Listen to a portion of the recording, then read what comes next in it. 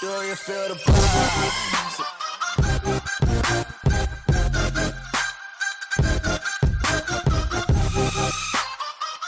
Right, so a function is said to be increasing on an interval, okay?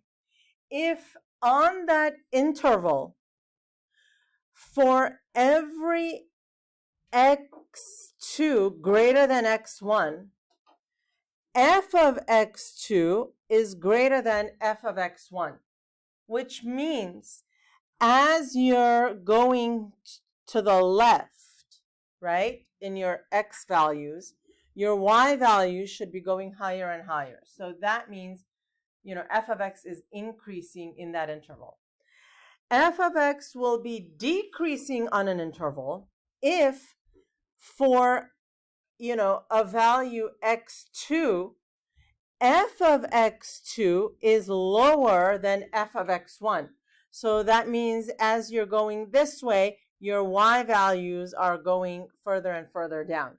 That's how we say it's decreasing, okay? So remember, we always read it left to right. So increasing and then decreasing. A function is said to be constant on an interval if, as you go from x1 to x2, for x2, f of x2 is the same as f of x1. So there has not been a change. Notice for each of these, I said f of x is increasing, decreasing, or constant on an interval.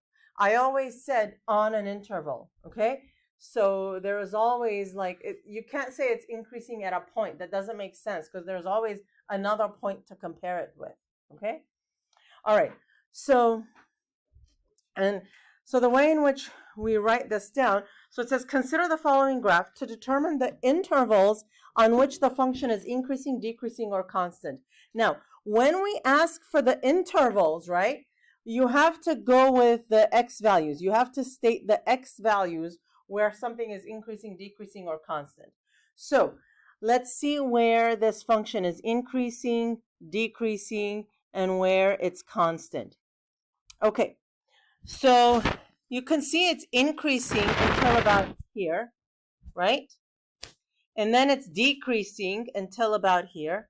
Then it's decreasing until about here, and then it's constant. So it's increasing over what x intervals? From negative infinity until -3. Do you see how my cursor here, my pen, my pencil, whatever, it's all on the x-axis only. I don't look at the y values. So it's increasing from negative infinity to -3. So we say negative infinity to -3 and keep it open at -3.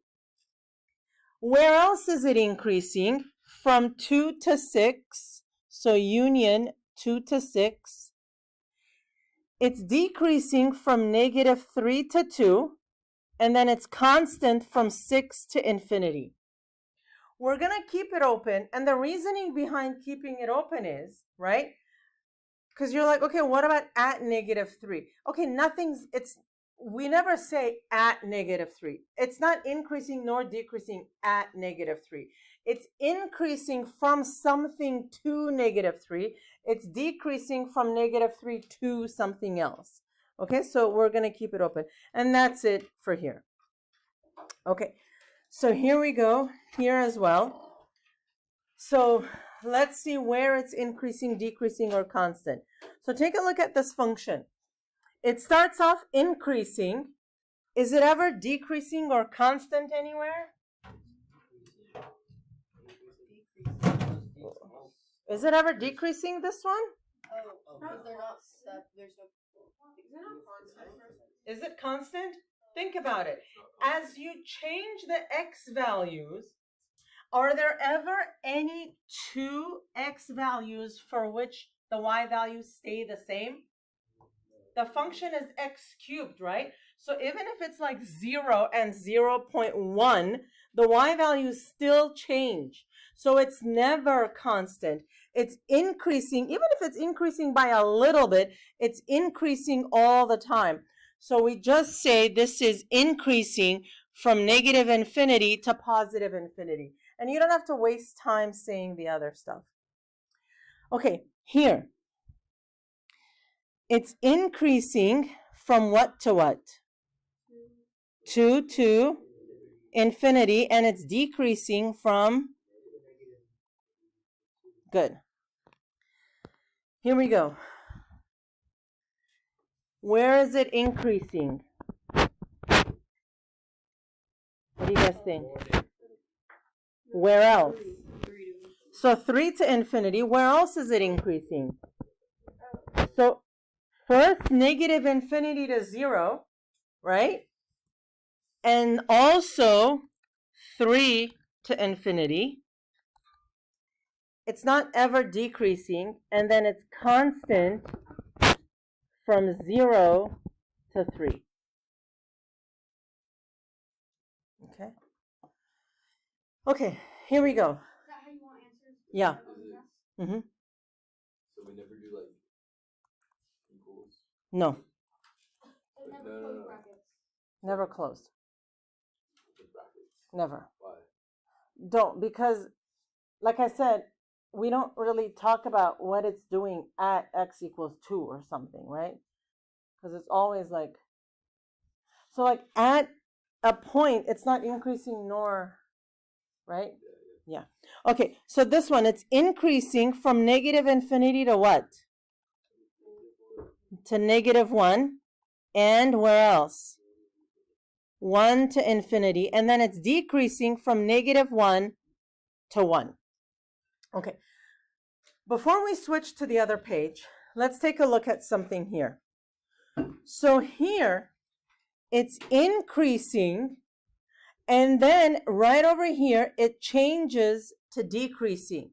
And right at the point when the function changes from increasing to decreasing, what do we have? We have a maximum. And over here, the function is decreasing, then it starts to increase. And right over here, when it changes from decreasing to increasing, we have a minimum. So a maximum and a minimum occurs when your function changes from increasing to decreasing or from decreasing to increasing, right? So now we're really defining when these things have to occur, okay? So moving along, let's talk about relative and absolute extrema. A relative maximum, okay, is the greatest value f of x can attain on an interval of the domain. So basically, remember how when we were talking about continuity, we were saying we only talk about continuity at a point. In calculus or upper level math, it's usually like that. We only look at like little bits of a graph at a time. So here at this point A, the function changes from increasing to decreasing, so there is a maximum here. Over here too, the function changes from increasing to decreasing, so there is another maximum here. Now, the location of the maximum is the x values where these happen. So this maximum happens at x equals a, this maximum happens at x equals b. The values of the maximum are the y values. So look at this one. F of b, this is the highest point ever that the graph ever reaches. We call that the absolute maximum.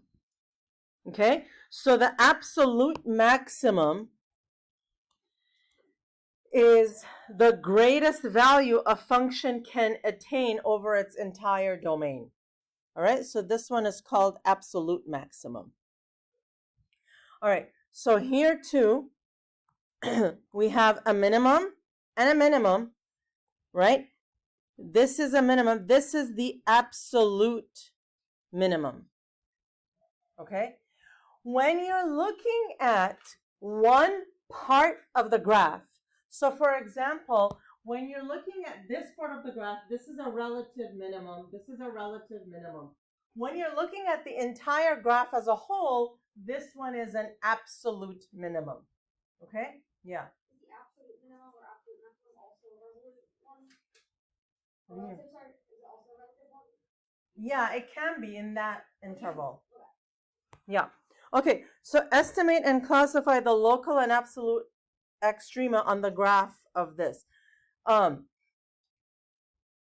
Local extrema. So extrema means minima and maxima together. It's like an umbrella word for minimum and maximum.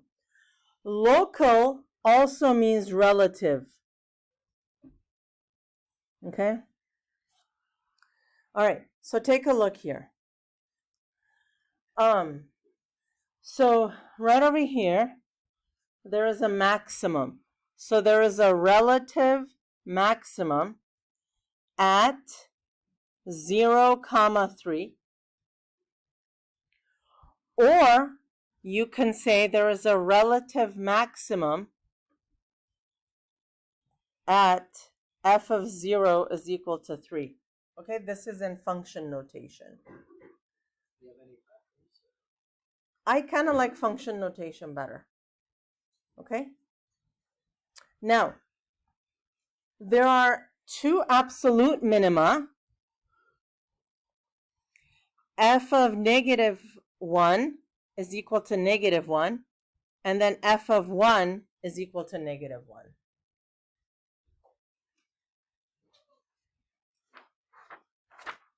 And so, like in calculus, it will say find the maximum, right? And then it will say justify that this is a maximum, and then you would literally have to say, because at that point the graph changes from increasing to decreasing, right? So that is like the formal reason. Okay. All right, so estimate and classify the extrema support answers. Okay, so when it says support answers numerically, don't worry about that. Like so look, for A, you can just look at it on the graph, right?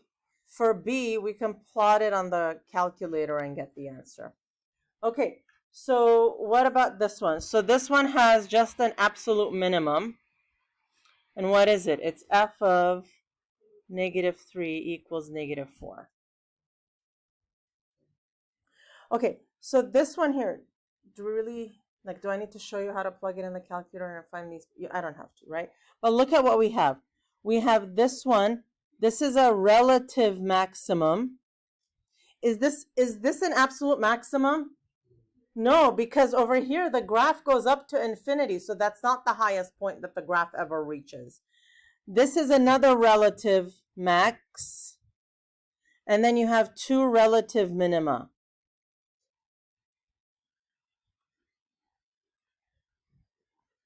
Okay? No, because the graph here goes down to -infinity. All right? So, okay, any questions? Yeah. Yeah.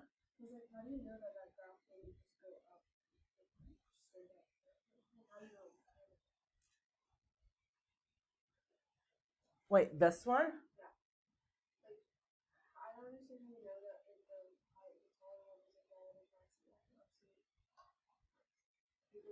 Because this one's going up. That it's not going to curve again? I guess you just kind of know. Because, I mean, if you're really, like, nervous, like, you could, like, check. Like, you could just trust it. Like, if you have it on your calculator, you could, like, go up to, like, 1,000, -1,000.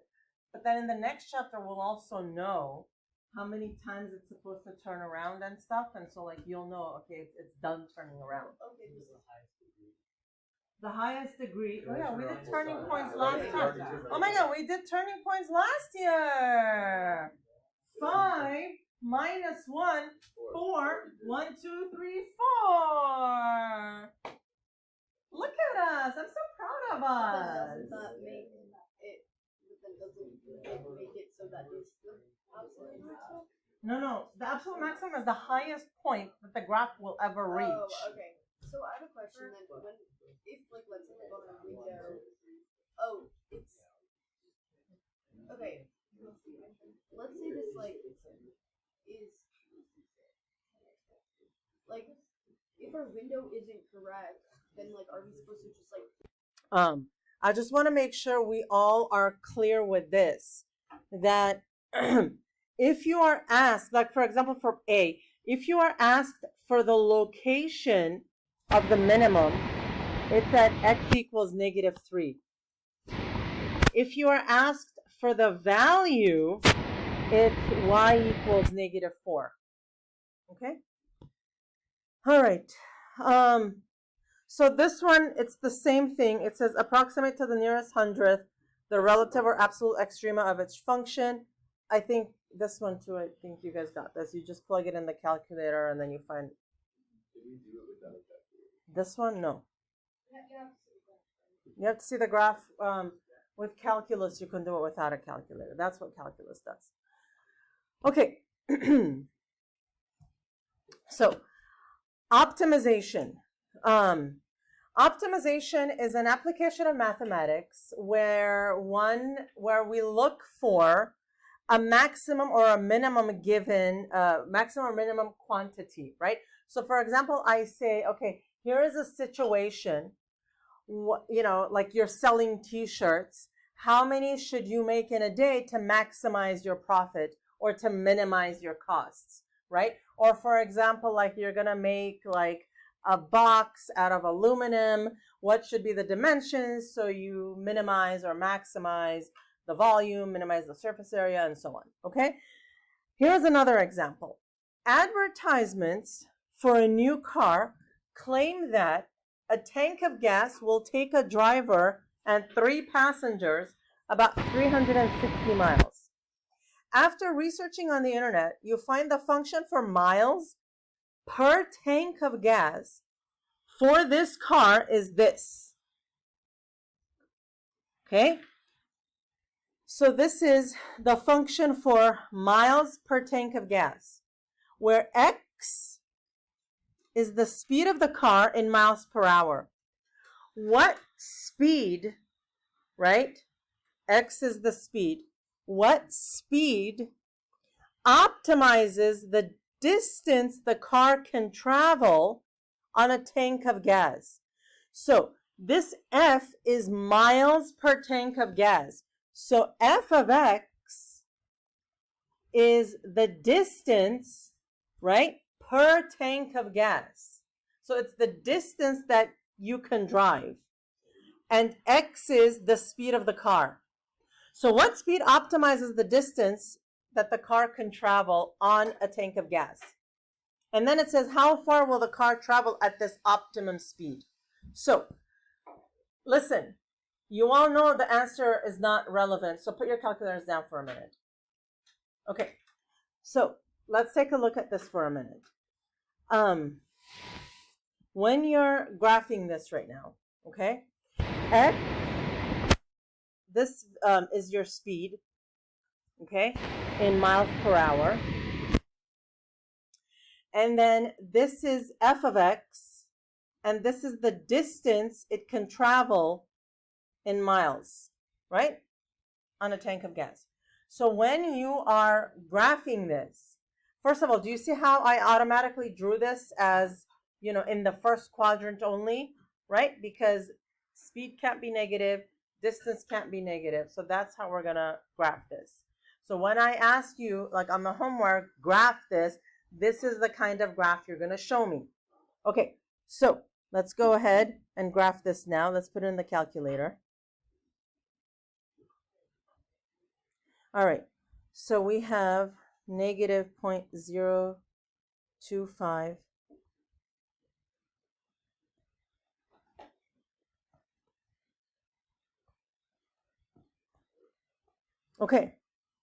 Okay, so I see nothing, right? So I need to change these values a little bit. Okay, so let's go to menu, window zoom, window settings. Okay, so look at this. It says that you hear that a tank of gas will take a driver about 360 miles. So you know it's going to be like somewhere in the 360s. So why don't I go to, like, for the Y, from 0 to like 400, right? And then this is my speed, right? So speed, the lowest speed the car will go is 0. And then what's a good maximum speed for the car? 100, right? Because you're like, it's you and 3 passengers. You're not going to go 120, right? So, okay? Okay. Huh? I mean, yeah. Yes, yes. If you get that your car is going at like 320 miles an hour, you've done something wrong. Okay? Huh? Yeah. Okay, so take a look. Look, you clearly see a maximum there. All right, so let's find that maximum. Analyze graph. Maximum. Here we go. Okay, so we get 70, 363. Okay, so now what do these values represent? What does the 70 represent? This is the speed, right? That's the x coordinate. And then this is the distance, right? So what speed optimizes the distance the car can travel on a tank? 70. So if you're traveling at 70, you're going to get the most distance out of 1 tank of gas. And then that distance is going to be 363 miles. So if you're going at like 75 miles an hour, you're not going to hit 360. You're going to run out of gas at like 350 miles, okay? Or if you're going too slow, then you're just wasting gas, okay? So now, check this out. You have to write a sentence in English with a subject, a verb, right?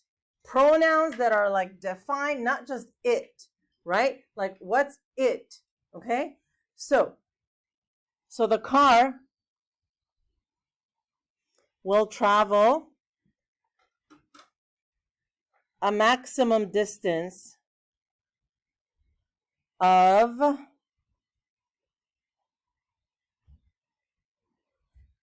it's actually 362.5. I think my settings are off. 362 miles at the speed of 70 miles per hour. So, do you see how I have defined my quantities? I have the correct values. And I've got units. Okay? Right? Yes. Yes. So if we run 363, how do we get to the top? Yeah, so I will probably have specified the place. By the way, on the so average rate of change on a scale of 1 to 10, an importance of 11. Okay. So average rate of change is this. If you have a graph, it's basically when you pick 2 points on the graph, it's the rate of change between the 2 points. So if you draw a line between the 2 points, this is called a secant line. Remember secant from geometry? It was when it crossed the circle at how many points? 2. Just like this. A function can also have a secant line.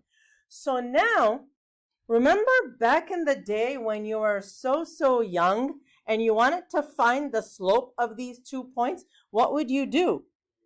Yeah, you would say y2 minus y1 over x2 minus x1. But oh my God, that is so algebra 1, right? Now, instead of y, we have f of x. So this is f of x2 minus f of x1 over x2 minus x1. That's average rate of change. It's just slope. So are we ever going to forget how to do this on a test or a quiz? No, this is literally freebie points. Okay, so find the average rate of change for each function on the given interval. So f of x is this on the interval -3 to -1. So these become your x1 and your x2. So now what you have to do is you have to find f of x2, f of x1. You literally plug these values into your function. So f of x2 is f of -1, which you guys know how to do this. It happens to be 0. F of x1 is f of -3, which is -24. So the average rate of change is the slope of the secant line.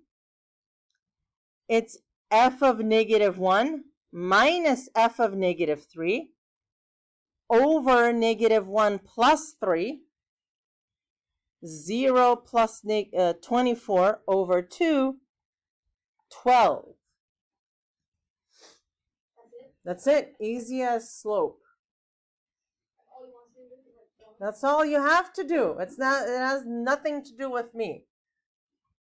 Okay? All right. And then in calculus, right, you have to do this and then some more. Okay? So you have to know this like perfectly well before you go there. Okay, here we go. Average rate of change from 2 to 4. Now, you don't have to do any work because like you have the graph. You can figure out the y values, right? So the slope of the secant line is f of 4 minus f of 2 over 4 minus 2. What's f of 4? Oh boy. -2 minus, what's f of 2? 2. So this is -4 over 2, which is -2, which is a whole lot of 2's. But there you have it. Isn't that fun? I know, right? It's so much fun. Okay, so with that, let's do some homework. Press start.